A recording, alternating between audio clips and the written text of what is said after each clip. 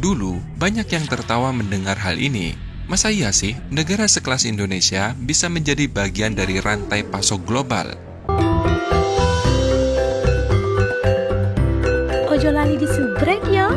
Assalamualaikum semuanya, selamat kembali ke channel ini. Pada kalian semua yang sentiasa bantu support dukung As juga channel ini, jutaan terima kasih ucapkan. Okay, buat kalian yang baru yang masih belum gabung, ayolah bantu dengan tekan button subscribe, kerana subscribe itu kan gratis aja geng. Okay, seperti biasa sebelum As mula, okay, As nak mendoakan buat sesiapa saja yang tengok dan yang tonton video As kali ini agar dikurniakan limpah rezeki yang luar biasa, tidak akan pernah putus-putusnya, dipermudahkan segala urusan, dimaqbulkan setiap doa dan impian, dan buat saudara kita di Palestina, semoga Allah sentiasa melindungi mereka dari segala sisi dan arah, insyaAllah. Amin, amin ya rabbal alamin. Okey lah, hari ni saya nak react lagi satu video daripada channel Info Awi Bisana. Jangan lupa juga kalian untuk bantu subscribe channel ini, tanda dukungan kita.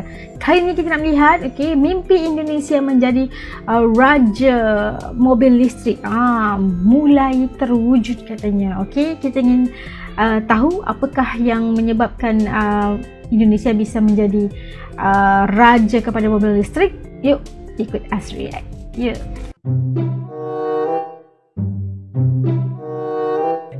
Okey, dah siap semuanya. Yuk kita mula. Bismillah.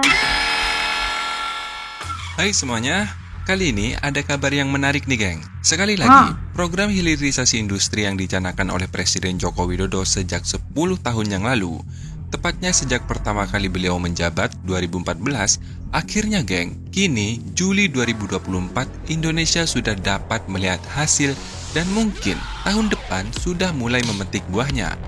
Ya, hilirisasi yang dimaksud telah diusahakan di semua sektor mulai dari pertanian, perkebunan, hasil laut, dan mineral tambang. Namun, untuk langkah pertamanya, Presiden Jokowi fokus pada SDA mineral atau hasil tambang dengan larangan ekspor mineral nikel pada tahun 2020 yang lalu. Berikutnya, diikuti dengan larangan ekspor biji bauksit di pertengahan tahun 2023. Ini dilakukan guys supaya ekosistem industri yang terkait dua mineral tersebut bisa terbangun di dalam negeri. Salah satunya yakni baterai kendaraan mobil listrik. Sejak 2020, Presiden Jokowi mempunyai mimpi bahwa Indonesia menjadi raja EV dunia atau setidaknya geng menjadi bagian dari global supply chain terkait kendaraan mobil listrik. Dulu, banyak yang tertawa mendengar hal ini. Masa iya sih, negara sekelas Indonesia bisa menjadi bagian dari rantai pasok global? Tapi faktanya, semua itu bukanlah mimpi di siang bolong. Ini ditandai pabrik baterai terintegrasi PT Hyundai LG Indonesia atau HLI Green Power telah diresmikan Presiden Joko Widodo pada beberapa hari yang lalu. Langkah ini sekaligus menjadi penegas lengkapnya ekosistem mobil listrik nasional dari hulu hingga hilir. Jadi, kalimat hilirisasi itu memanglah tepat, bukan industrialisasi, karena hilirisasi merupakan industri yang membangun ekosistem industri dari hulu hingga hilir tanpa melewati satu step pun. Misalnya nih, mulai dari penggalian hasil tambang, kemudian pemurnian atau smelter yang menjadi kadota, hingga pembuatan baterai kendaraan listrik. Semuanya dilakukan di dalam negeri, berbeda dengan industrialisasi yang bisa saja melewati satu step. Pencapaian ini tentu menjawab mimpi besar Presiden Jokowi agar Indonesia menjadi raja kendaraan listrik dunia. Dengan lengkapnya ekosistem electric vehicle, maka Indonesia semakin kompetitif. Bahkan Presiden Jokowi menyebut tidak ada yang bisa lagi menghalangi Indonesia menjadi pemain kunci dalam industri kendaraan mobil listrik. Pabrik yang berlokasi di Karawang New Industry City, Jawa Barat, jadi menambah hilirisasi energi dari bahan baku sampai ke produk mobil jadi, sekaligus menjadi yang pertama dan terbesar di Asia Tenggara. Nah, kini untuk memproduksi baterainya ada pabrik HLI Green Power, sementara untuk perakitan mobilnya juga sudah ada yaitu pabrik milik Hyundai. Dengan modal ini, sekali lagi menegaskan ambisi besar Indonesia sebagai pemain mobil listrik dunia bukanlah hal yang mustahil. Pabrik sel baterai itu berdiri di atas lahan seluas 330 meter persegi dengan dana investasi fase pertama mencapai 1,2 miliar US dollar. Fasilitas ini bisa menghasilkan sel lithium ion dengan total kapasitas 10 gigawatt hours per tahun. untuk memenuhi kebutuhan mobil lebih dari 150 unit baterai electric vehicle. Sementara untuk fase kedua, geng, konstruksi telah dimulai pada Januari 2024 dan akan berproduksi komersial pada Maret 2025 dengan kapasitas produksi sebesar 20 gigawatt hours atau 2 kali lipat yang ada sekarang.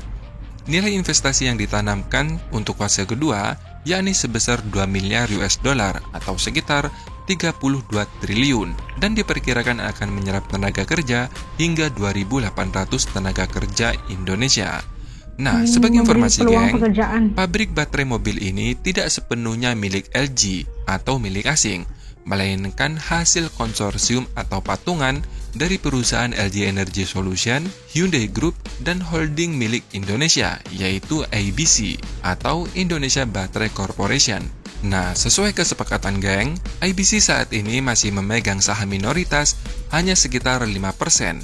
Namun, pada tahap kedua nanti, di mana kapasitas naik menjadi 20 gigawatt hours atau tahun depan 2025, sahamnya akan menaik menjadi 25%. Nah, jadi kalian jangan pikir pabrik baterai yang ada di Karawang ini milik asing. Sebagian sahamnya milik holding Indonesia, bro. Tak cukup sampai di situ.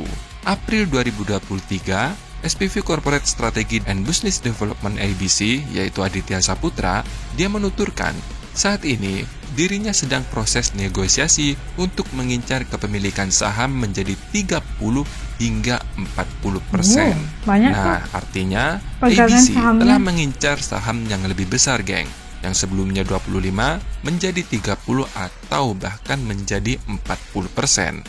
Namun, jangan salah, Indonesia tak puas dengan itu semua. Sejak Januari 2024, Menko Bidang Kemaritiman dan Investasi, yaitu Luhut Binsar Panjaitan, secara terbuka mengungkapkan bahwa Indonesia juga akan mengembangkan baterai yang berbasis lithium ferrofosfat atau LFP bersama Cina. Tentu, baterai LFP sangat potensial dikembangkan di Indonesia, sebab Indonesia memiliki bahan bakunya seperti fosfat dan besi, sementara lithium mungkin sebagian masih harus impor. Mengutip dari data Asosiasi Industri Besi dan Baja Indonesia tahun 2022, produksi iron steel Indonesia mencapai 15 juta ton. Angka itu telah surplus dari kebutuhan nasional dan juga telah diekspor ke beberapa negara seperti Australia, Kanada, dan Puerto Rico. Pernyataan ini sekali lagi bukanlah hanya omong kosong, karena sejak Juli 2023, geng, Kementerian Koordinator Bidang Kemaritiman dan Investasi, Bapak Luhut Binsar Panjaitan membeberkan bahwa Indonesia saat ini tengah membangun pabrik kadota baterai lithium di dalam negeri bersama dengan investor Cina. Pabrik kadota baterai lithium itu akan memiliki kapasitas produksi mencapai 60.000 ton yang berlokasi di Sulawesi Tengah. Pabrik yang berkapasitas 60.000 ton lithium itu terbagi menjadi dua jenis produk, yakni lithium hidroksida sebesar 50.000 ton dan lithium karbonat sebesar 10.000 ton.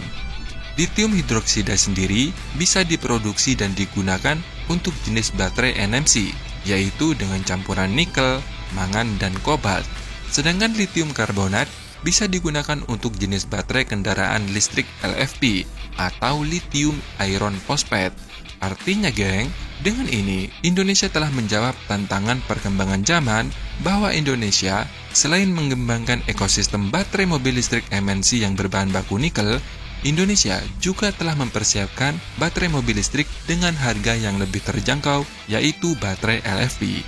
Nah, semoga hilirisasi ini diteruskan oleh pemimpin kita yang selanjutnya, karena program ini, geng, sangat baik karena bukan hanya sekedar menambah nilai tambah bagi negara kita, namun juga telah mengubah struktur ekonomi di negara kita. Misalnya nih, sebelum ada hilirisasi, pertanian dan pertambangan merupakan sektor primer atau penopang ekonomi Indonesia. Namun, setelah ada hilirisasi, hampir semua sektor sekunder seperti industri, pengolahan, manufaktur, investasi, dan infrastruktur juga menjadi sumber pemasukan baru bagi negara kita. Sehingga produk yang dihasilkan oleh negara kita untuk diekspor ke luar negeri kini lebih beragam dan nilai tambahnya pun lebih tinggi, yang lebih membuka peluang bagi Indonesia bersaing lebih baik di pasar global.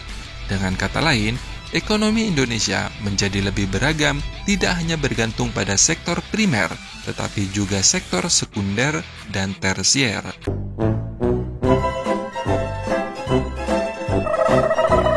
Nah, kita dapat saksikan bagaimana mimpi Indonesia menjadi nyata, katanya menjadi raja baterai kepada mobil listrik dunia gitu.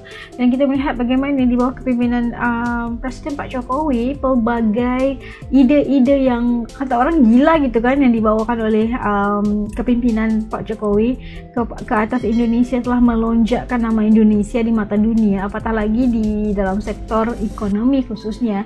Dan kita lihat banyak sekali proyek-proyek mega dan membawa masuk investor-investor dari negara luar dan berinvestasi di Indonesia. Dan ternyata kita melihat bagaimana diawali dengan hilirisasi dan sekarang udah berkembang ya menjadi sesuatu yang luar biasa, udah bikin pabriknya di Indonesia dan sebagainya. Karena apa? Karena di Indonesia punya bahan-bahan mentah yang tidak perlu diimport gitu kan, udah ada yang dibutuhkan oleh teknologi ataupun industri baterai mobil khususnya. Dan ini adalah sesuatu yang luar biasa banget, dan kita mendoakan ide-ide ini bisa disambung walaupun tidak lagi di bawah kepimpinan Presiden Pak Jokowi, yang selanjutnya juga harus disambung dan memberikan satu impact yang luar biasa buat ekonomi Indonesia dan khususnya buat rakyat Indonesia sendiri, dan membuka peluang pekerjaan yang begitu banyak di Indonesia. Doakan kejayaannya dan bisa menikmati keuntungan bersama oleh rakyat Indonesia, insyaAllah. Oke, sampai kat sini dulu. Jumpa lagi di lain video. Dadah.